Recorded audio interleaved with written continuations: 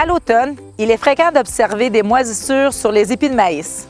Dans cette vidéo, je vous explique comment les identifier et déterminer lesquelles peuvent être problématiques.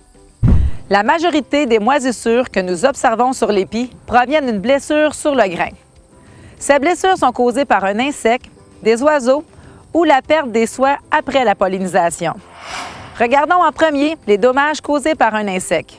La punaise brune est un petit insecte que l'on observe en début de saison. En plus des dommages au feuillage, cet insecte suceur cause des lésions sur le grain. La punaise brune pique le grain avec son stylet pour se nourrir des sucres. Ces lésions, qui ressemblent à un petit rond noir ou brun, servent de porte d'entrée pour certaines maladies. Il n'y a rien à faire pour le contrôle de cet insecte pour l'instant.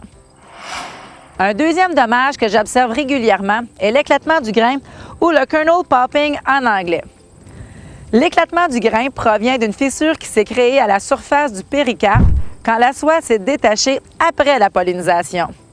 Quand le grain se remplit de sucre et d'amidon, le grain éclate et laisse une belle porte d'entrée aux champignons. Maintenant, parlons moisissure.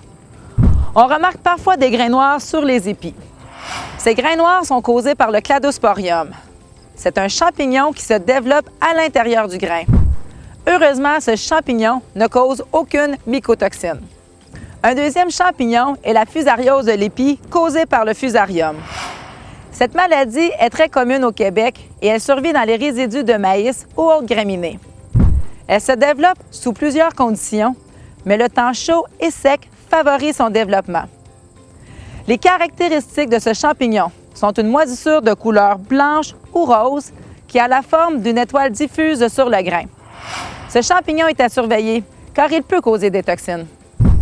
Il ne faut pas confondre la fusariose de l'épi causée par le fusarium avec la fusariose de l'épi causée par le Gibberella. L'infection par le Gibberella se fait lors de la pollinisation et non à la suite d'un dommage causé par un insecte ou des oiseaux, comme c'est souvent le cas avec le fusarium. Le temps froid et humide lors de la pollinisation favorise l'infection. Cette maladie est très répandue dans le sud de l'Ontario où l'on parle beaucoup de problèmes de toxines reliés au Gibberella. Mais heureusement, elle n'est pas commune au Québec.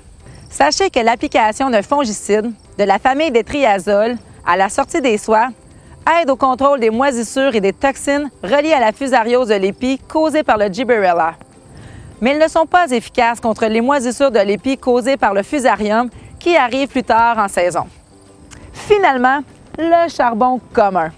Ce champignon entre par les jeunes soies non pollinisées quand les conditions sont sèches lors de la pollinisation. Il n'y a aucune toxine reliée à ce champignon et aucun fongicide pour le contrôler. La question finale. Si j'observe des moisissures sur mes épis de maïs, est-ce que je dois m'attendre à avoir des toxines? La réponse est non. Il est faux de dire qu'en présence de moisissures, il y a nécessairement présence de toxines. Seulement une analyse en laboratoire de votre grain pourra répondre à cette question. N'hésitez pas à communiquer avec votre représentant Pioneer pour toute question concernant ce sujet.